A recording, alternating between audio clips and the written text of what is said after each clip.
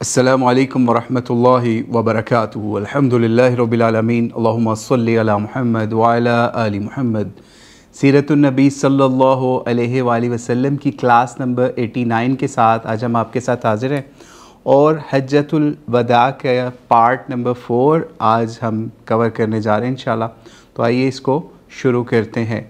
नबी अलैहिस्सलाम का जो हज का सफ़र हमने मदीने से शुरू किया था और उसको पढ़ते पढ़ते अब इस वक्त हम मक्के की तरफ चूँकि पहुँचने लगे नबी अलैहिस्सलाम, और नबी अलैहिस्सलाम तकरीबन समझ लीजिए 4 ज़ुल्हिज्जा को मक्का समझ लीजिए पहुँचे। यहाँ पे इस वक्त समझ लीजिए तकरीबन 10 या 9 दिन का सफ़र जो है वो मदीने से मक्के की तरफ हज के लिए नबी अलैहिस्सलाम ने कवर किया।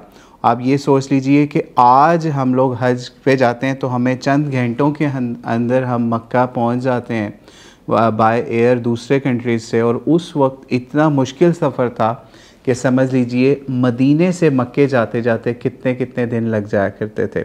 चूँकि काफ़िला बड़ा था नबी अलैहिस्सलाम का, तो इसमें ये होता है जब बड़ा काफ़िला हो तो उसके अंदर जगह जगह पड़ाव डाल के ही आगे जाना पड़ता है। तो इसलिए भी इस सफ़र के अंदर ये समझ लीजिए ज़्यादा दिन लगने का भी मामला हो गया। और ये 4 तारीख़ को नबी अलैहिस्सलाम जो मक्के तशरीफ़ लाए, इसका ज़िक्र समझ लीजिए सही बुखारी के अंदर 1085 और 2505 के अंदर भी है। नबी अलैहिस्सलाम जिस वक्त समझ लीजिए मक्का वाली साइड पे पहुंच रहे थे तो वहाँ पे आप तलबिया भी, यानी जिसे लब्बैक कहते हैं, वो भी पढ़ते हुए समझ लीजिए मक्के के करीब पहुँचते हैं या मक्के में दाखिल होते हैं।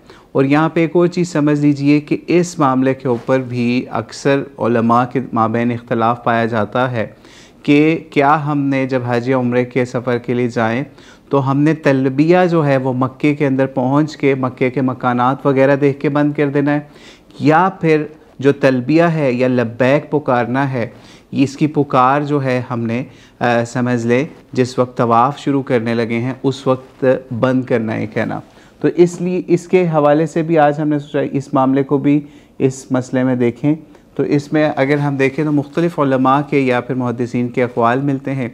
जैसे अबी दाऊद 1817 के ऊपर भी एक कौल मिलता है। हज़रत अब्दुल्ला बिन अब्बास कहते हैं कि नबी अलैहिस्सलाम ने फरमाया, इसका मफ़हूम है उम्रा करने वाला हजर अस्वद का इस्तलाम करने तक लब्बैक और या तलबिया पुकारे। यह हदीस ज़ईफ़ है, लेकिन इसके ऊपर मुख्तलिफ़ उलमा के अक़वाल हैं।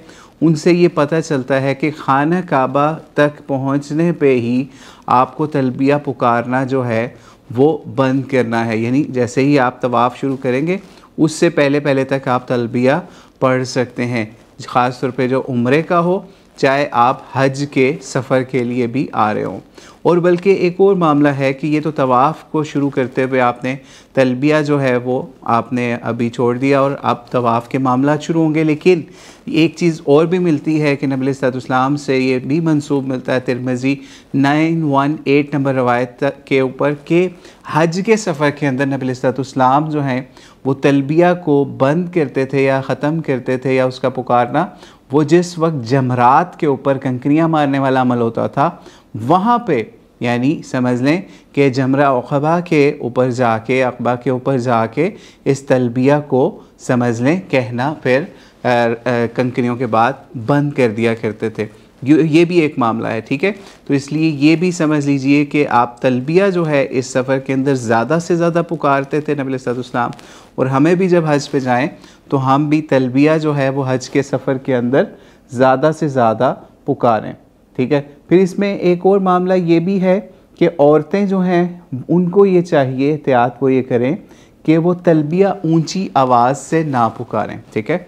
क्योंकि औरत की आवाज़ का भी एक ख़ास लेवल पे पर्दा होता है, ताकि आप आज भी देखते हैं अक्सर हमारे मर्दों को ये चीज़ ज़्यादा पता होती है कि अगर एक औरत जो है वो ऊंची आवाज़ लगाए तो वो उसको समझ लें कि अट्रैक्शन वाला मामला उसके अंदर ज़्यादा होता है, ठीक है।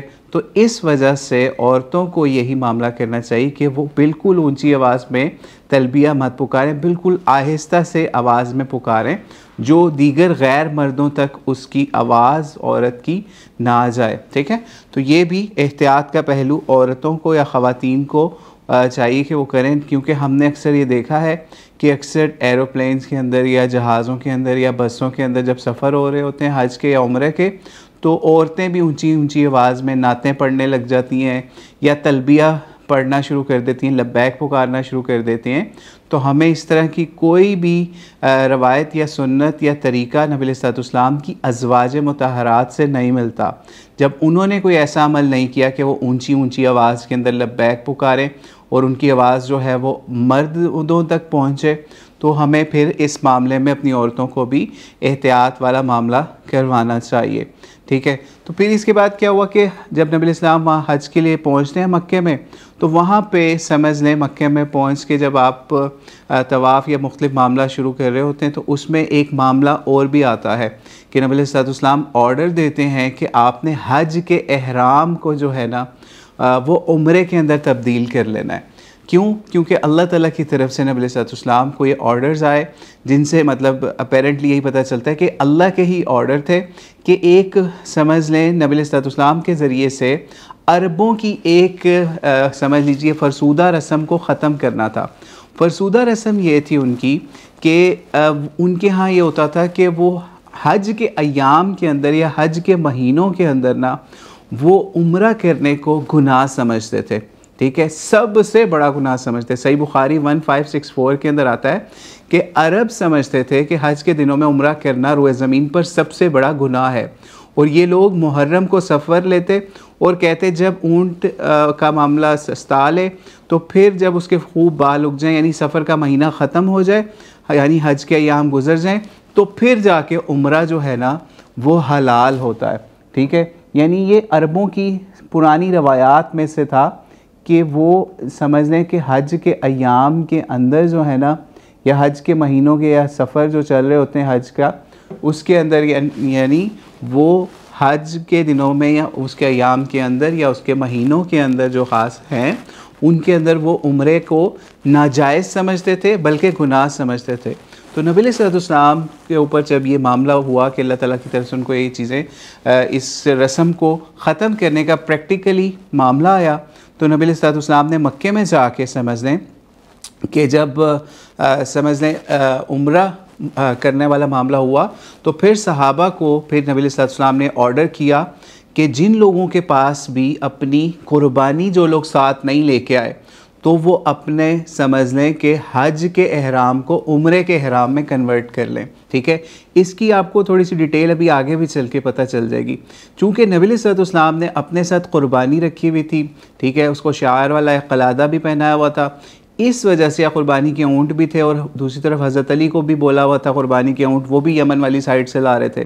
तो चूँकि एक कुर्बानी डेजिग्नेट करके नबी अलैहिस्सलाम साथ ला रहे थे, तो इसलिए नबी अलैहिस्सलाम ये वाला अमल नहीं कर सकते थे। ठीक है, कि कुर्बानी उन्होंने पहले से वहाँ से मदीने से या और जगहों से मंगवा ली हुई है, साथ भी लाए हैं, तो उस सूरत के अंदर वो अपने उस एहराम को या उस कुर्बानी को समझ लें उम्रे के एहराम के अंदर नहीं तब्दील कर सकते थे, जिस तरह बाकी लोगों को नबी अलैहिस्सलाम ने ऑर्डर दिया। यही वजह है कि सहाबा के अंदर इसके अंदर दो राय आ गई या फिर तरद्दुद हुआ कि ये किस तरीके से हम हज के एहराम को उम्रे में बदल दें, क्योंकि उनके लिए एक नया ऑर्डर था। पहले कभी ऐसा हुआ नहीं था कि उम्रे को हज के साथ मिक्स किया जाए। ठीक है, जिसको हज तमत्तो का नाम दिया गया। ठीक है, यानी एक ही सफ़र के अंदर पहले आप उम्रा करेंगे, फिर अपना एहराम खोलेंगे, और फिर उसके बाद समझ लीजिए उसके बाद समझ लें 8 तारीख को जाके आप दोबारा से एहराम बांध के मिना वाली साइड पे हज के मनासिक अदा करने का आगाज़ करेंगे। तो ये एक सफ़र के अंदर जब दोनों चीज़ें, हज भी आपको मिल रहा है, उम्रा भी मिल रहा है, तो उसको हज तमत्तो का नाम दिया गया। तो ये पहले नहीं हुआ करता था। यही वजह है कि बाद में भी नबी अलैहिस्सलाम के दुनिया से जाने के बाद, ये सहाबा को छोड़ने के बाद भी इस पे कुछ सहाबा जिन तक ये वाले अहकाम नहीं पहुँचे थे कि हज को उम्रे के साथ दाखिल करने वाले, तो इसलिए उनमें बाद में भी इख्तलाफात पाए जाते थे, जिसको फिर बाद में बहुत से सहाबा ने, ख़ास तौर पे हज़रत अली ने और दीगर सहाबा ने इस सुन्नत को, इस तरीके को, हज तमत्तो को ज़िंदा कर कर के लोगों को दिखाया, जिसका हदीस की किताबों में अक्सर ज़िक्र मिलता है। खैर, ये मामला हुआ कि नबी सल्लल्लाहु ने जब हज के सफ़र को उम्रे में तब्दील करने का भी मामला करवाया। तो खैर, इसमें एक हज का मुकम्मल तरीका अगर हमें देखना है, तो एक रवायत है जो कि समझ लें सही मुस्लिम के अंदर है 1218 के ऊपर या 2950 के ऊपर। ठीक है। ये बहुत इंपॉर्टेंट रवायत है जो हदीस जाबिर के नाम से भी मशहूर है, या फिर ये समझ लीजिए हज़रत जाफ़र सादिक रज़ियल्लाहु तआला अन्हु या रहमतुल्लाह अलैह उन्होंने इसको भी रवायत किया है। ठीक है, तो ये अहले बैत से एक बड़ी ज़बरदस्त रवायत आई जो कि समझ लीजिए हज़रत जाबिर बिन अब्दुल्ला जिसके मेन समझ लीजिए उसको बयान करने वाले, यानी उनसे इन्होंने जाके पूछा। तो आइए इस रवायत की तरफ चलते हैं जिससे हमें नबी अलैहिस्सलाम के हज के सफ़र का मज़ीद पता चल जाएगा। तवील रवायत है, इसके अंदर ही तकरीबन बहुत से हज के मसाइल हमारे सामने आ जाएंगे। तो हुआ ये कि ये जो हैं ये नबी अलैहिस्सलाम के बाद समझ लें हज़रत जाबिर बिन अब्दुल्ला के पास आए। ठीक है, तो उनके पास आके उन्होंने पूछना शुरू कर दिया कि कौन आया इनसे मिलने के लिए। तो ये समझ लीजिए मोहम्मद बिन अली बिन हुसैन रज़ियल्लाहु अन्हु ये आए और इन्होंने हज़रत जाबिर बिन अब्दुल्ला से पूछा कि नबी अलैहिस्सलाम का हज कैसा था। चूँकि हज़रत जाबिर बिन अब्दुल्ला जो है इस वक्त तक नाबीना हो चुके थे या बुज़ुर्ग थे काफ़ी, तो इन्होंने फिर इनके समझ लें सीने पे हाथ फेरा, क्योंकि और इन्होंने फिर समझ लें इनको खुशामदीद भी कहा और कहा तुम जो चाहो वो पूछ सकते हो। तो इन्होंने फिर उनके सामने नमाज भी पढ़ी और फिर नमाज़ पढ़ने के अलावा इनको नमाज भी पढ़ाई, दूसरे जो उनसे बाकी भी लोग आए हुए थे इनसे, और इनसे सवाल भी करने थे उन्होंने। तो इन्होंने फिर नमाज से फ़ारिग हो के फिर इनसे हज़रत जाबिर से हज के बारे में पूछा कि हमें नबी अलैहिस्सलाम के हज के बारे में बताएं। तो हज़रत जाबिर ने फिर इनको बताया, कहते हैं कि समझ लें 9 का निशान इन्होंने अपने हाथ से बनाया कि नबी अलैहिस्सलाम ने 9 साल तवक्कुफ़ फरमाया, यानी 9 साल रुके रहे, हज नहीं किया। और फिर हिजरत के 10वें साल आपने लोगों में ऐलान किया कि इस तरीके से हज का मामला करना है, और बहुत सारे लोग जो हैं वो मदीने में आ गए जो ख्वाहिशमंद थे हज के लिए नबी अलैहिस्सलाम के साथ हज का सफ़र करें। और इसके लिए फिर आप ज़ुल्हलीफ़ा से इस हज के लिए निकले, जिसका हम पहले भी जिक्र कर चुके हैं, वो इस रवायत के अंदर दोबारा रिपीट हो रहा है। फिर हज़रत अस्मा बिनते उमैस का मोहम्मद बिन अबी बकर को जन्म देने वाला वाक़या जो हम पिछली क्लास में भी बयान कर चुके, वो भी इसके अंदर उन्होंने बताया कि किस तरीके से उन्होंने हज का सफ़र स्टार्ट करते ही इस तरीके से बच्चे को जन्म दिया। फिर नबी अलैहिस्सलाम ने उनको कहा कि आप हज का एहराम भी बांध लें। ठीक है, फिर इन्होंने बताया कि नबी अलैहिस्सलाम ने मस्जिद में यानी ज़ुल्हलीफ़ा के मकाम पे मस्जिद की जगह समझ लें नमाज अदा की, और अपनी ऊँटनी पर नबी अलैहिस्सलाम पर सवार हो गए। जब आप ऊँटनी आपको ले के बैदा के मकाम पे सीधी खड़ी हुई तो नबी अलैहिस्सलाम ने फिर ताहत निगाह देखा कि सारी तरफ प्यादे और सवार ही सवार नबी अलैहिस्सलाम के जो साथी थे तो वो थे। फिर नबी अलैहिस्सलाम पे वही वाला मामला भी बताते हैं कि इस वक्त हो रहा था। फिर नबी अलैहिस्सलाम ने अपने हज के सफ़र का आगाज़ लब्बैक अल्लाहुम्मा लब्बैक लब्बैक ला शरीक लक लब्बैक इन्नल हम्दा व निअमत लक वल मुल्क ला शरीक लक, इन अल्फाज से या इस तलबिया के ज़रिए से फरमाया कि जैसे आप लोग पुकारते हो वैसे नबी अलैहिस्सलाम ने तलबिया पुकारा और फिर इससे अपने हज का सफ़र का आगाज़ किया। फिर हज़रत जाबिर ने कहा कि हमारी नीयत हज के अलावा कोई और ना थी। ठीक है, उम्रे को हम लोग नहीं जानते थे, यानी वही बात जो आपको पहले बताई कि हम हज के सफ़र में उम्रे को नहीं जानते थे। हत्ता कि जब हम आपके साथ मक्का आए तो आपने हजर अस्वद का इस्तलाम किया। ठीक है, यहाँ समझ लीजिए कि मक्के में आए तो मक्के में चूँकि आप पहुँचते हैं तवाफ़ के लिए, सबसे पहला काम जो है वो समझ लीजिए मक्के के अंदर जब मस्जिदुल हराम के अंदर आपने दाखिल होना है तो सबसे पहला काम नबी अलैहिस्सलाम ने इस्तलाम किया। यानी इस्तलाम होता है इशारा करना या फिर टच करना या मस करना या फिर बोसा लेना हजर अस्वद का। ठीक है, जहाँ से अलामत है कि आपका यहाँ से तवाफ़ स्टार्ट हो रहा है।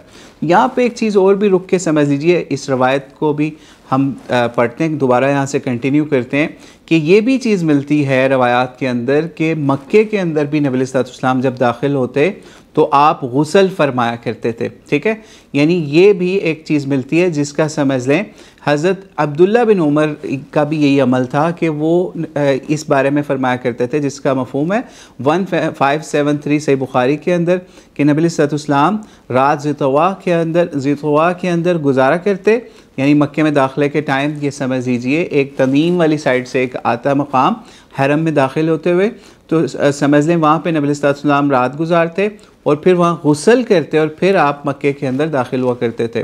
ठीक है, और कुछ रवायतों के अंदर समझ लें तवाफ़ से पहले हमें मिलता है कि वज़ू भी नबी सल्लल्लाहु फरमाया करते थे। खैर, इसलिए ये चीज़ समझ लीजिए कि जब आप मक्के में दाखिल हों तो अगर आप फ़्रेश होने के लिए गुस्ल वगैरह भी कर लें, चाहे मक्के में दाखिल होने से पहले अगर मुकाम पे अगर आपको मौका मिल जाए, या फिर अगर आप आके मक्के में दाखिल होके भी अपने होटल वगैरह या किसी जगह पे जाके भी आप गुस्ल करके फ़्रेश होना चाहें तो आपको कोई ममानियत वाला मामला नहीं है। अक्सर लोग समझते हैं कि एहराम के अंदर आप नहा नहीं सकते, कोई ऐसा मामला नहीं है।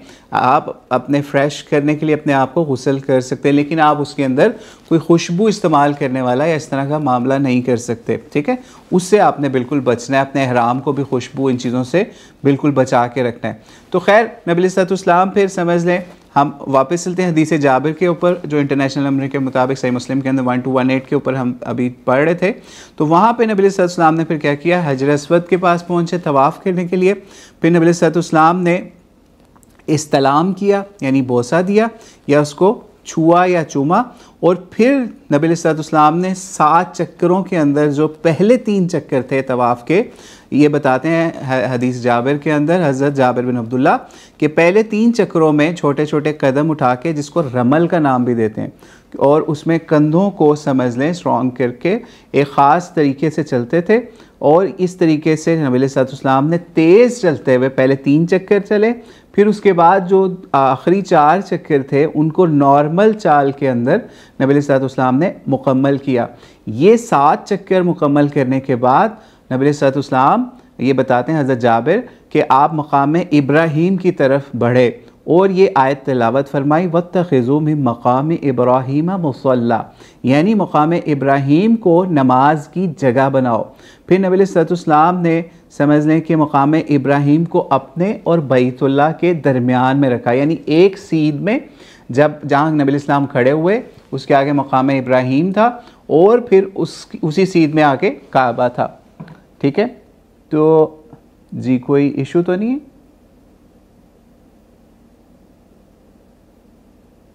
आवाज़ ठीक आ रही है सबको?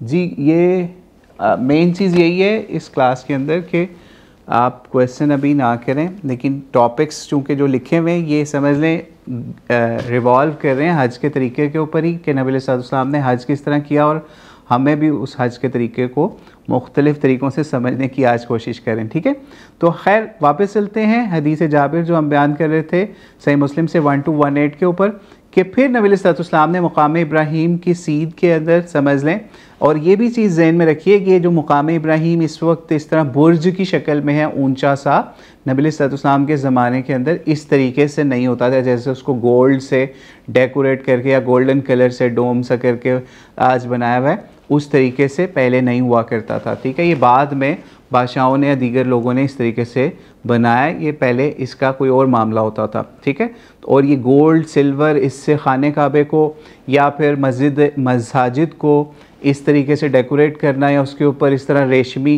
लिबास खाने काबे के ऊपर जो है बहुत महंगा गोल्ड से सलाइयाँ करके बनाना, ये नबी सल्लल्लाहु अलैहि वसल्लम का बनाया हुआ तरीका नहीं है, ये बाद के बादशाहों का तरीका है। और ये समझ लीजिए आपको इन चीज़ों की अट्रैक्शन नहीं होनी चाहिए कि अगर आप देखें कि मस्जिद का दरवाज़ा गोल्ड से बना हुआ है, आप वहाँ जाके कहें ओ व्हाट अ गोल्ड या बहुत ज़बरदस्त है खूबसूरत, ये चीज़ें नहीं। रूहानियत जो है ना उसको बाकी रखें अपने अंदर कि आपको ये चीज़ें जो हैं ये बिल्कुल चकाचौंध ना करें। ठीक है, खैर तवाफ़ नबी सल्लल्लाहु अलैहि वसल्लम ने जब कर लिया तो उसके बाद ये बताते हैं हज़रत जाबिर बिन अब्दुल्ला कि फिर नबी सामने वहाँ पे वत्तखिज़ू मिन मकाम इब्राहीम मुसल्ला कह के फिर उसके बाद मुसल्ले की जगह उसी जगह को बनाया, यानी मकाम इब्राहीम के पीछे, और फिर उसकी सीध में नबी सल्लल्लाहु अलैहि वसल्लम ने नमाज अदा की, यानी 2 नफल पढ़े।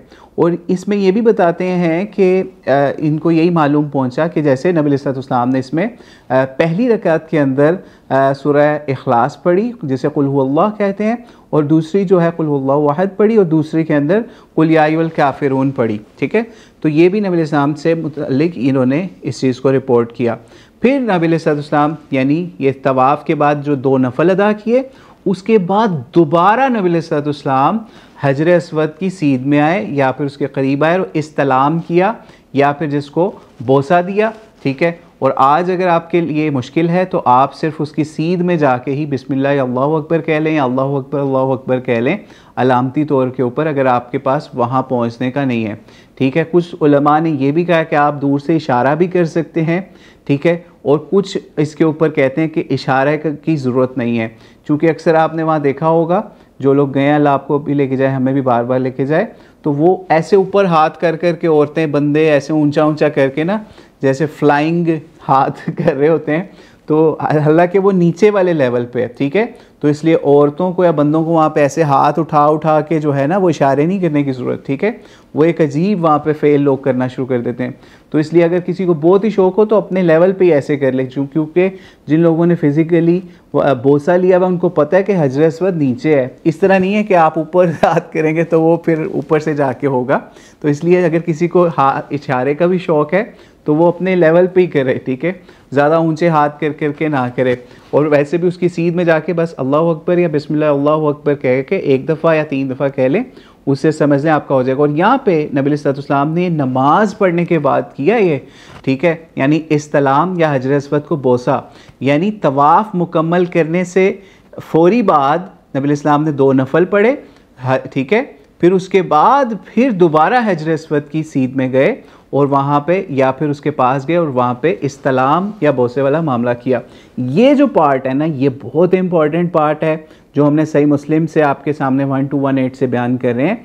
अक्सरियत यानी मैंने 99% लोगों को देखा है कि वो ये 2 नफल पढ़ने के बाद सीधा सफ़ा मरवा की तरफ उम्रे के लिए चले जाते हैं, या फिर उम्रे का पार्ट बाकी अदा करने के लिए चले जाते हैं, या जमजम पीने लग जाते हैं। वो 2 नफल पढ़ने के बाद सही के ऊपर जाने से पहले आपने लाजमी हजर अस्वद की सीध में जाना है। ठीक है, इसमें ये पार्ट रुकन आपने बिल्कुल मिस नहीं करना। ठीक है, तो ये भी ज़हन में रखें। और अच्छा, यहाँ पे एक और चीज़ वो यहाँ पे नहीं अभी बयान हुई कि जब आप रुकने यमानी के भी पास जाएं तो वहाँ पे भी अगर आपको मौका मिले तो उसको जाके भी आप टच कर सकते हैं, मस कर सकते हैं, और उसको हमें समझ लीजिए नबी इस्लाम से उस तरह बोसा देने वाला मामला नहीं मिलता, लेकिन आप जो रुकने यमानी है उस कॉर्नर को भी समझ लें, टच कर सकते हैं, वहाँ पे जाके दुआ भी कर सकते हैं। ठीक है, और एक और चीज़ समझ लीजिए कि हजर अस्वद से पीछे रुकने यमानी और हजर अस्वद के दरमियान में जो सबसे मारूफ दुआ है जो इस रवायत के अंदर नहीं है, वो रब्बना आतिना फिद दुनिया हसना व फिल आखिरती हसना व क़िना अज़ाबन्नार है। वो आपने ज़रूर इस तवाफ़ के अंदर पढ़नी है। और भी जो दुआएं आपको आती हैं वो पढ़ते रहें, दुनियावी चीज़ों से बिल्कुल दूर हो जाएं। आप ये समझें कि आप नमाज की इबादत की ही एक किस्म के अंदर हैं। कोई वीडियो कॉल नहीं, कोई ऑडियो कॉल नहीं, कोई किसी से बातें नहीं। ठीक है, बातें करना हराम नहीं, लेकिन आप अल्लाह के हुजूर समझ लें एक बहुत बड़ी इबादत के लिए पेश हुए हैं।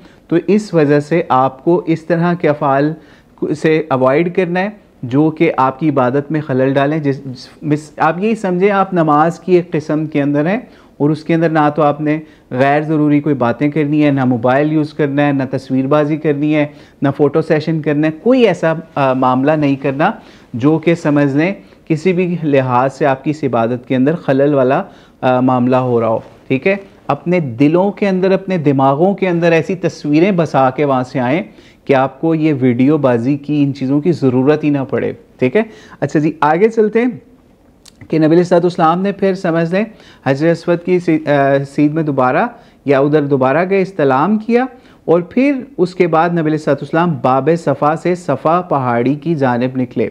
जब आप कोहे सफ़ा के करीब पहुँचे तो आपने ये आयत फरमाई, इन्ना सफ़ा वल मरवा मिन शाइरिल्लाह। ठीक है, कि सफ़ा और मरवा अल्लाह के शायर यानी मुकर्रर करदा अलामतों में से हैं। यहाँ से समझ लीजिए उम्रे का वो जो पार्ट है सई जिसको कहते हैं, ठीक है, उसका आगाज़ हो रहा है। और फिर आप अलैहिस्सलाम ने सफ़ा से सई का आगाज़ फरमाया और इस पर चढ़ते रहे हत्ता कि आपने बैतुल्लाह को देख लिया, फिर आप किबला रुख हुए। यानी सई के ऊपर आप अक्सर आज भी देखेंगे लोग खड़े होते हैं, वहाँ से किबले को देख रहे होते हैं, किबला रुख असल में हुए होते हैं। ठीक है, तो नबी सल्लल्लाहु अलैहि वसल्लम ने सई के लिए जब सफ़ा पहाड़ी के ऊपर चढ़े तो वहाँ से नबी सल्लल्लाहु अलैहि वसल्लम ने इतनी बुलंदी पे चढ़े कि बैतुल्लाह को देखा, फिर आप किबला रुख हुए और अल्लाह ताला की वहदानियत को बयान किया। ठीक है, यानी आपने सही के लिए शुरू करने के लिए उसके ऊपर चढ़े पहाड़ी के ऊपर, वहाँ से जब आपको किबला रुख हुए, ठीक है, किबला नज़र आने लग गया, वहाँ पे फिर खड़े होकर नबी सल्लल्लाहु अलैहि वसल्लम ने वहाँ पे अल्लाह ताला की तौहीद और वहदानियत को या अल्लाहु अकबर पुकारा वहाँ पे। ठीक है, तो इसलिए आपने भी जब वहाँ जाना है तो आपने भी वहाँ पे किबला रुख होके सफ़ा से किबले को देख के वहाँ पे अल्लाहु अकबर पुकारना है और अल्लाह की वहदानियत बयान करनी है। और नबी साहब ने फिर क्या पुकारा इस हदीस के मुताबिक जो सही मुस्लिम 1218 है, ला इलाहा इल्लल्लाहु वहदा अंजज़ वादा, ठीक है, वनसर अब्दा वहज़मल अहज़ाबा वहदा, ये भी पुकारा। और इससे पहले एक और भी कलमा पुकारा, ला इलाहा इल्लल्लाहु वहदहु, ठीक है, ला इलाहा इल्लल्लाहु वहदहु ला शरीका लहू लहुल मुल्कु व लहुल हम्दु व हुवा अला कुल्ली शैइन क़दीर। ठीक है, ये नबी सल्लल्लाहु अलैहि वसल्लम ने दो समझ लें कलमात पढ़े, यानी ला इलाहा इल्लल्लाहु वहदहु ला शरीका लहू लहुल मुल्कु व लहुल हम्दु व हुवा अला कुल्ली शैइन क़दीर, और ला इलाहा इल्लल्लाहु वहदा अंजज़ वादा व नसर अब्दा व हज़मल अहज़ाबा वहदा। ठीक है, और ये जो चीज़ें पढ़ी इनके दरमियान में नबी सल्लल्लाहु अलैहि वसल्लम ने कुछ और दुआएं भी मांगी। ठीक है, इससे पता चलता है कि आपने सही के ऊपर ये कलमात पढ़ने के अलावा और मुख्तलिफ दुआएं भी मांगी, जो आपको दुआएं नबी सल्लल्लाहु अलैहि वसल्लम को आती थी या फिर जो पढ़नी थी उन्होंने उम्मत के लिए और भी लोगों के लिए, वो आपने वहाँ फरमाई। तो इसलिए आप भी जब जाएँ तो यही काम करें कि ये दो कलमे लाजमी पढ़ें। ठीक है, और ये बड़े पावरफुल किस्म के कलमे हैं, यानी इनका मतलब ये है कि अल्लाह के सिवा कोई इबादत के लायक नहीं, वो अकेला है, सारी बादशाहत इसी की है और सारी तारीफ़ इसी के लिए है। अकेले अल्लाह के सिवा कोई इबादत के लायक नहीं। इसने अपना वादा पूरा किया, अपने बंदे की यानी नबी सल्लल्लाहु अलैहि वसल्लम की मदद फरमाई, नुसरत फरमाई, और अल्लाह अकेले ने सारी जमातों को शिकस्त दी। और फिर इनके दरमियान में नबी सल्लल्लाहु अलैहि वसल्लम ने जो दुआ भी फरमाई, मुख्तलिफ दुआएँ फरमाई, और ये 3 मरतबा ये कलमात अदा किए, यानी इन्हीं कलमात को आपने 3 दफ़ा पढ़ना है, फिर उसके बाद आपने आगे चलना है। नबी सल्लल्लाहु अलैहि वसल्लम ने फिर क्या फरमाया, ये कलमात 3 दफ़ा पढ़ने के बाद फिर नबी सल्लल्लाहु अलैहि वसल्लम मरवा की तरफ उतरे, यानी सफ़ा से मरवा की तरफ जब अपना सफ़र शुरू किया तो फिर नबी इस्लाम ने एक जो वादी के दरमियान में जगह थी वहाँ पे कदम मुबारक वादी की तराई पर उतरे, यानी कि थोड़ी सी वादी की तरफ उतरे, तो आपने सही फरमाई, यानी तेज़ी से फिर कदम चलाए वहाँ पे। और फिर जब चढ़ाई चढ़ने लगे, ठीक है, यानी मरवा की तरफ जब चढ़ने लगे तो फिर नबी सल्लल्लाहु ने अपनी रफ्तार नॉर्मल कर दी। आज वहाँ पे देखें तो इस चीज़ को हाईलाइट करने के लिए वहाँ की गवर्नमेंट ने जहाँ ग्रीन जगह आ जाती है, यानी ग्रीन लाइट्स उन्होंने लगाई हुई हैं, जिससे पता चलता है कि ये सही का मकाम है जहाँ पे आपने थोड़ी तेज़ रफ्तार में चलना है या भागना है हल्का फुल्का। औरतों ने यहाँ पे नहीं भागना होता, यहाँ पे सिर्फ समझ लीजिए मर्दों ने तेज़ रफ्तार में समझ लीजिए चलना या भागना होता है। ठीक है, ये भी समझ लें।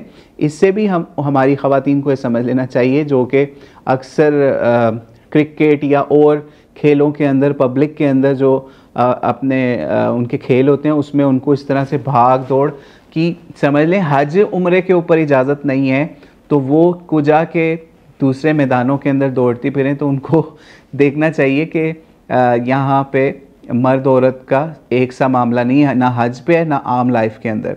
ठीक है, अच्छा, जब नबी सल्लल्लाहु अलैहि वसल्लम ने फिर इस तरीके से सही मुस्लिम की इस रवायत के मुताबिक आप मरवा की तरफ जब चढ़े, ठीक है, तो वहाँ पे भी नबी सल्लल्लाहु अलैहि वसल्लम ने समझ लें मरवा पहुँच गए तो वहाँ पे वही काम किया जो सफ़ा के ऊपर किया था, यानी क़िबला रुख होके वही दुआएं या वही अल्फाज जो हम पहले सफ़ा के लिए आपको बयान कर चुके, वही नबी सल्लल्लाहु अलैहि वसल्लम ने मरवा पहाड़ी के ऊपर भी किया। ठीक है, फिर जब आखिरी चक्कर था, यानी यहाँ पे 7 चक्कर होते हैं, सफ़ा से मरवा, मरवा से सफ़ा, सफ़ा से मरवा, इस तरह समझ लें आखिरी चक्कर आपका मरवा के ऊपर जब ख़त्म होता है तो आपने जब मरवा पे इसी तरीके से हदीस के अंदर है कि मरवा पर जब आखिरी चक्कर था तो फरमाया अगर पहले मेरे सामने वो बात होती, यानी नबी इस्लाम फरमा रहे हैं कि अगर मेरे सामने वो बात होती जो बाद में आई है, यानी नबी इस्लाम को जो हुक्म बाद में मिला, तो मैं कुर्बानी साथ ना लाता और उम्रे में इसको यानी हज को उम्रे में बदल देता। लिहाजा तुम में से जिसके हमरा जिसके साथ कुर्बानी नहीं वो हलाल हो जाए और इसको अपना उम्रा करार दे दे। ठीक है, यानी मफहूम इसका ये है कि नबी सल्लल्लाहु अलैहि वसल्लम ने लोगों को कहा अब ये मरवा ख़त्म हो गया, अब जो जिन लोगों के अपने साथ कुर्बानी नहीं लेके आए हुए वो अब इसको यहाँ पे स्टॉप करें और इसके बाद अपने बाल वगैरह कटिंग करवा के तो उम्रा अपना कंप्लीट कर लेंगे यहाँ पे, और फिर उसके बाद जब दिन आएंगे हज के अयाम के तो वो अपने नया एहराम शुरू करेंगे, यहाँ पे वो पाबंदियों से निकल जाएंगे। ठीक है, यानी नबी सल्लल्लाहु अलैहि वसल्लम ने उम्रे का ऑर्डर दे दिया कि यहाँ पे आपका उम्रा आपने कंप्लीट कर लेना है और हज के अयाम में फिर दोबारा हज शुरू करेंगे। तो खैर ये जब नबी साहब ने ये इरशाद फरमा दिया, उनको समझा दिया कि मेरे पास कुर्बानी है, आप में से जिनके पास नहीं है वो ये काम कर लें। ठीक है, तो फिर ये इसके ऊपर ये हुआ कि इतने में सुराका बिन मालिक ये खड़े हुए और हज़रत ने नबी इस्लाम से अर्ज़ की कि अल्लाह के रसूल के हज के महीनों में उम्रा करना हमारे लिए क्या इसी साल के लिए ख़ास है या हमेशा के लिए होगा? तो आप अलैहिस्सलाम ने अपनी उंगलियां जो हैं एक दूसरे में, यानी जिस तरह उंगलियां एक दूसरे के अंदर ऐसे करते हैं उस तरीके से नबी अलैहिस्सलाम ने अपनी उंगलियां दूसरे उंगलियों में शामिल करके दाखिल फरमाई और फरमाया कि उम्रा जो है वो हज में दाखिल हो गया। 2 दफ़ा नबी अलैहिस्सलाम ने इस तरह किया, यानी सिर्फ इसी साल के लिए नहीं बल्कि हमेशा के लिए। अच्छा, फिर ये नबी अलैहिस्सलाम ने क्लियर कर दिया कि अब क़यामत तक ये तमत्तो वाला मामला है, यानी एक सफ़र के अंदर उम्रा भी और फिर उसके बाद हज भी, ये आपके लिए क़यामत तक अब जायज़ हो गया है। वो जो पुरानी रस्म है जो कि अरबों के यहाँ चलती थी कि उम्रे और हज को अलहदा करके करना है या हज के अयाम के अंदर या हज के महीने के अंदर उम्रा नहीं कर सकते, उस रस्म को नबी अलैहिस्सलाम ने ख़त्म कर दिया। फिर इसके बाद क्या हुआ मामला? इसके बाद नबी अलैहिस्सलाम ने चूँकि हज़रत अली को यमन भेजा हुआ था, हज़रत अली रज़ियल्लाहु भी यमन से नबी अलैहिस्सलाम के लिए ऊँट वगैरह इस तरह की चीज़ें ले आए। तो जब वो घर पहुँचे ना, चूँकि नबी अलैहिस्सलाम ने अपनी अज़वाज को अपने ख़ानदान वालों को भी ये उम्रे वाला ऑर्डर दे दिया था कि आपने उम्रा करके अब एहराम अपना ख़त्म करके उम्रे की पाबंदियों से निकल जाना है बाल काट के। ठीक है, तो फिर क्या हुआ कि जब हज़रत अली पहुँचे ना तो नबी इस्लाम से मुलाकात करने के लिए, तो अभी नबी इस्लाम से मुलाकात नहीं हुई उनकी, तो उन्होंने हज़रत फ़ातिमा रज़ियल्लाहु तआला अन्हा को देखा, अपनी बीवी को, यानी तो वो इन लोगों में थी जो कि एहराम से फ़ारिग हो चुकी थी, यानी एहराम उन्होंने ख़त्म कर दिया हुआ था। तो उन्होंने रंगीन कपड़े पहन लिए हुए थे। ठीक है, इसी सही मुस्लिम 1218 के अंदर आता है कि हज़रत फ़ातिमा को उन्होंने रंगीन कपड़ों में घर में देखा जहाँ पे पड़ाव वगैरह था, तो और उन्होंने सुरमा भी लगाया हुआ था। तो हज़रत अली ने इस चीज़ को गलत समझा या नादुरुस्त समझा कि आपने क्या किया हुआ। इससे पता चलता है कि एहराम के अंदर आप ना तो रंगीन रंगीले भड़कीले कपड़े और सुरमा और मेकअप ये काम नहीं कर सकते। ठीक है, और यही चीज़ उन्होंने जब हज़रत फ़ातिमा को देखी घर के अंदर या जिस जगह पे उनका ख़ास मामला था, तो हज़रत अली तो नाराज़ हो गए कि ये आपने क्या किया एहराम वाला मामला। तो क्योंकि उनको नहीं पता था अभी का हुक्म, नबी इस्लाम ने किस तरीके से एहराम ख़त्म करवा के उम्रे के अंदर जो है हज के सफ़र को कंप्लीट करवाया यहाँ पे। तो खैर नबी इस्लाम के पास फिर वो पहुँचे, ठीक है, हज़रत अली। तो हज़रत फ़ातिमा ने वैसे उनको बता दिया कि मैंने इस तरीके से नबी इस्लाम के कहने के ऊपर ही अपना एहराम वाला मामला जो है वो ख़त्म किया है। तो खैर हज़रत अली जो है वो फिर पहुँचे नबी इस्लाम के पास कि पूछूं मैं इस बारे में जो हज़रत फ़ातिमा ने उनको बताई थी बात। ठीक है, कि इस तरीके से उन्होंने मामला किया है कि हज़रत फ़ातिमा की इस बात पे एतराज़ उनको नहीं समझ आया ना। तो फिर नबी इस्लाम से कंफर्म करने के लिए गए कि वाकई हज़रत फ़ातिमा ने इसीलिए एहराम ख़त्म किया कि नबी इस्लाम ने ये कहा था। तो नबी इस्लाम ने फिर इरशाद फरमाया कि फ़ातिमा ने सच कहा है, इसने बिल्कुल सच कहा है। और तुमने जब हज की नीयत की थी, फिर हज़रत अली से नबी इस्लाम ने पूछा कि तुमने भी जब हज की नीयत की थी तो तुमने क्या अल्फाज कहे थे? तो हज़रत अली ने फिर नबी इस्लाम को कहा कि मैंने इस तरह ही तलबिया पुकारा था और ये नीयत की थी कि मेरा तलबिया वैसे ही है या मेरा ये हज का मामला वैसे ही है जैसे नबी इस्लाम ने अपना तलबिया वाला मामला किया या हज का मामला किया। तो फिर नबी इस्लाम ने फिर इन्हें कहा कि आप ऐसा करो कि आप चूँकि आपके साथ भी कुर्बानी है और मेरे साथ भी कुर्बानी है, अब हम हलाल नहीं हो सकते। ठीक है, तुम्हारी नीयत भी मेरे जैसी है, यानी हज़रत अली की नीयत भी चूँकि उन्होंने नबी इस्लाम की नीयत के ऊपर की थी, तो अब आपने एहराम अभी नहीं खोलना। ठीक है ना। तो फिर इन्होंने तुम भी उम्रे से फारिग होने के बाद एहराम मत खोलना, यानी इनको भी फिर हज़रत अली को भी कहा कि आपने उम्रा कर लेना है लेकिन आपने एहराम नहीं खोलना, ठीक है, जैसे हज अफराद के अंदर हमने बताया था। तो नबी इस्लाम ने फिर इनको भी एहराम खोलने से मना कर दिया। और फिर ये तकरीबन जो जानवर हज़रत अली लाए थे और नबी इस्लाम भी जो साथ लाए थे, इनको मिला के जो तादाद बनती है ना, इस रवायत के अंदर है वो 100 है, यानी 100 थी इन जानवरों की या ऊँटों वगैरह की, ठीक है। फिर तमाम लोगों ने एहराम खोल दिया, बाल को उतरवा लिए, लेकिन नबी इस्लाम ने समझ लें कि उनके साथ कुर्बानियाँ थी, तो फिर आपने एहराम नहीं खोला। फिर जब योम तरविया या 8 ज़ुल्हिज्जा का दिन आया तो फिर ये लोग, यानी ये हदीस के अंदर ही हम बयान करें अभी कि वो हज़रत जाबिर बिन अब्दुल्ला बताते हैं कि 8 ज़ुल्हिज्जा का दिन आया तो लोग फिर समझ लें रवाना हो गए मिना वाली साइड पे, और रसूलुल्लाह सल्लल्लाहु अलैहि वसल्लम भी अपनी सवारी पर सवार हो गए। आप फिर वहाँ मिना में गए तो ज़ोहर, असर और मगरिब, इशा और फजर की नमाज़ें वहाँ पे अदा की। फिर आप कुछ देर ठहरे हत्ता कि सूरज तुलू हो गया। फिर आपने हुक्म दिया कि अपने खैमा जो है वो निमरा में, यानी निमरा जो अरफात वाली साइड पे, निमरा में लगा दिया जाए खैमा। फिर आप चल पड़े और फिर आप मशर हराम के पास जाकर वहाँ से गुज़रे। वैसे यहाँ पे ये ज़माना जाहिलियत की रस्म थी कि मशर हराम, जो कि समझ लें मुज़दलिफ़ा के करीब एक मकाम है, यानी मुज़दलिफ़ा की निशानी इसको कहा जाता है, तो वहाँ पे रुका करते थे। लेकिन नबी सल्लल्लाहु अलैहि वसल्लम ने उस रस्म को भी जो थी पुरानी जाहिलियत की, उसको भी ख़त्म किया कि आप सीधा फिर मिना से फिर सीधा अरफात वाली तरफ चले गए और मशर हराम जो है वो वहाँ पे जाते हुए नहीं रुके, या मुज़दलिफ़ा जाते हुए नहीं रुके, ठीक है। फिर नबी सल्लल्लाहु अलैहि वसल्लम वादी निमरा में जो खैमा लगा हुआ था वहाँ पे पहुँचे, और जब सूरज ढला तो आपने अपनी ऊँटनी कस्वा को लाने का हुक्म दिया, इसके पालान कस दिया गया। फिर आप वादी अरफा के दरमियान तशरीफ़ ले आए।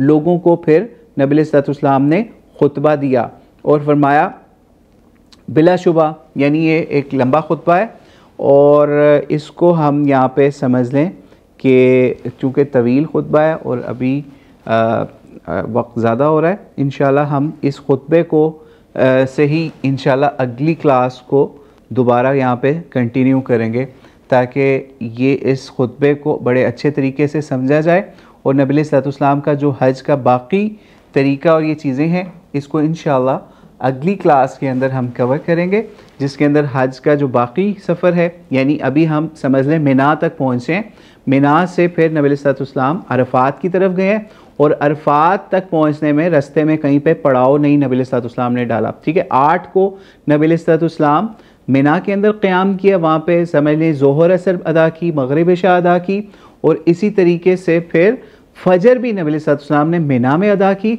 और फिर मिना से नबी सल्लल्लाहु अलैहि वसल्लम समझ लें अरफात की तरफ निकले। फजर मिना के अंदर पढ़ने के बाद अरफात की तरफ गए हैं और रस्ते में मशरुल हराम आया, वहाँ पे भी क़याम नहीं किया, और जो पुरानी रस्म थी कि वहाँ पे लोग क़याम किया करते थे, उसको भी नबी सल्लल्लाहु अलैहि वसल्लम ने उस एरिया को स्किप कर दिया, ठीक है।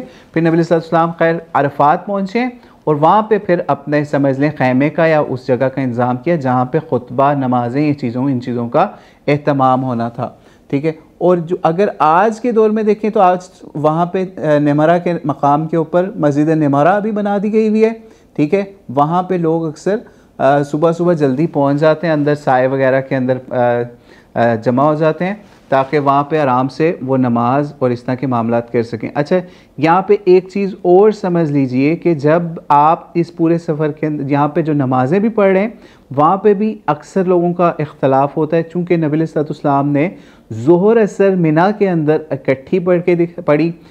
मुख्तलिफ़ रवायतों से या मुख्तलिफ़ चीज़ों से ये पता चलता है, और इसी तरीके से मगरिब इशा भी इकट्ठी पढ़ी, ठीक है। तो इसलिए आप भी कोशिश करें कि अगर आपके खैमे वाले जो हैं वो इकट्ठी जमातें करा रहे हैं, ज़ोहर असर की भी, मगरिब इशा की भी, तो बहुत अच्छी बात है। और अगर वो इकट्ठी नहीं करवा रहे तो वहाँ पे कोशिश ये करें कि आप कोई इख्तलाफात या वहाँ पे आपस में वहाँ डिबेट या इस तरह के सीन क्रिएट ना करें कि हमें तो पता है कि नबी इस्लाम ने मगरिब इशा इकट्ठी पढ़ी, ज़ोहर असर इकट्ठी पढ़ी।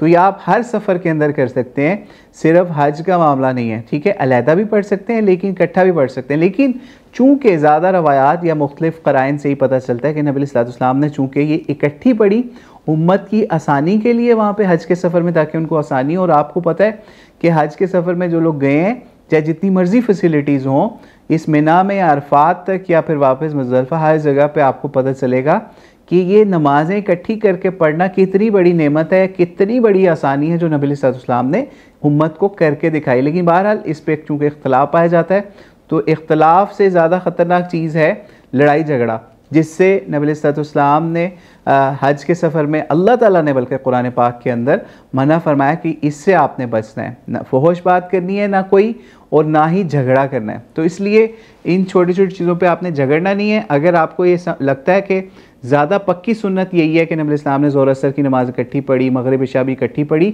और आप अपने खैमे वालों से बेशक अलहदा हो के बाहर जाके पढ़ लें या वहाँ पे इकट्ठी पढ़ लें, और जिस वक्त वो मिसाल है ज़ोहर की नमाज़ आपने इकट्ठी ज़ोहर की पढ़ी है पहले जमात के साथ, फिर उसके बाद आपने असर की भी फ़ौरी नमाज़ पढ़ ली है, ठीक है, बेशक मुसाफिरों वाली पढ़ ली है, ठीक है। और अक्सर लोग वहाँ पे ये भी मसला करते हैं कि वो मुसाफिरों वाली नहीं पढ़ाते, यानी मिसाल है ज़ोहर की भी 4 पढ़ा रहे होंगे, असर की भी 4 रखते पढ़ा रहे होंगे।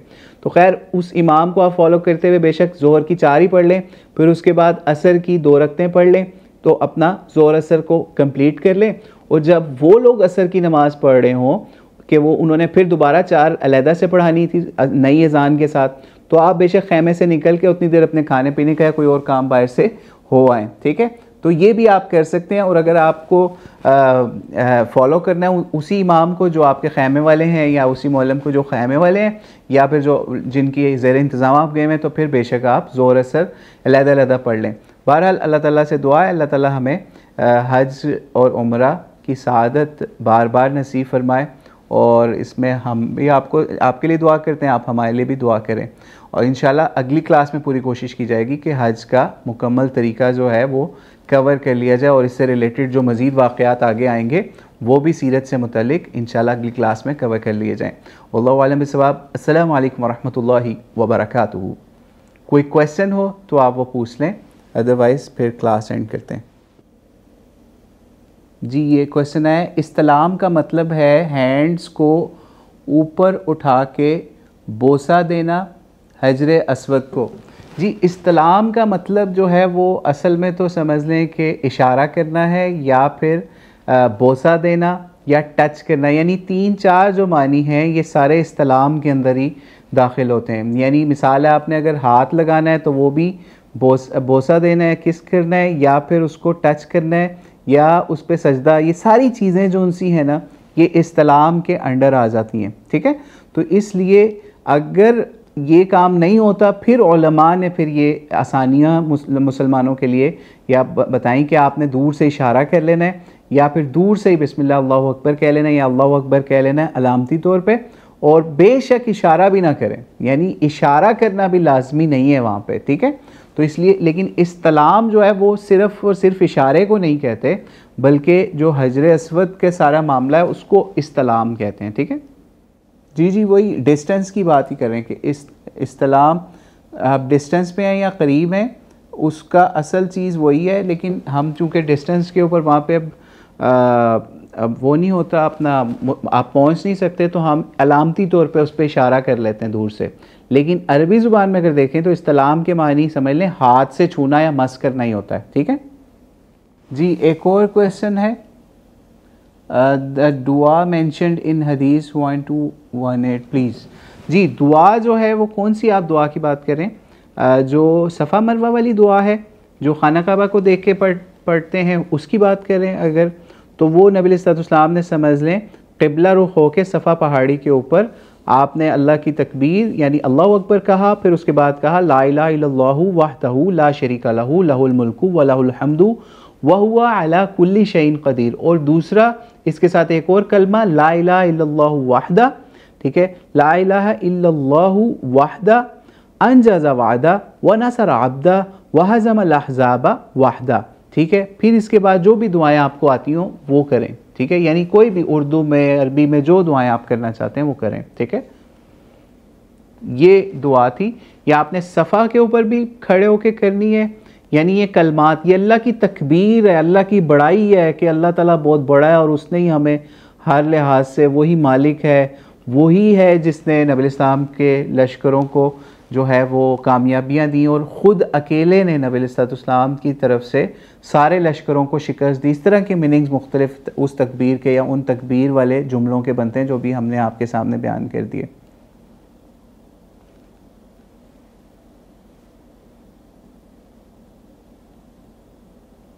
जी ये अल्फाज जो है ना, ये आपको हम इंशाल्लाह ग्रुप में भी भेज देंगे, ठीक है।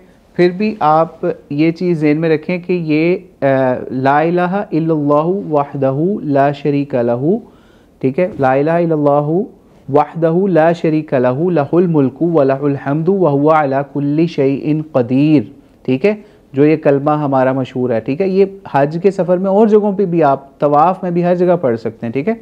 लेकिन सफ़ा मरवा पे ख़ास तौर पे पढ़ना है। दोबारा मैं रिपीट कर रहा हूँ, ला इलाहा इल्लल्लाहु वहदहु ला शरीका लहू लहुल मुल्कु व लहुल हम्दु व हुवा अला कुल्ली शैइन क़दीर। फिर इसके बाद ला इलाहा इल्लल्लाहु वहदह अनजाज़ा वादा, यानी अनजाज़ा वादा यानी वादे से है कि अल्लाह ने अपना वादा पूरा किया। व नसर अब्दा, और अपने बंदे की मदद की। व हज़म अल अहज़ाबा वहदा, और तमाम लश्करों को उस अकेले ने शिकस्त दी।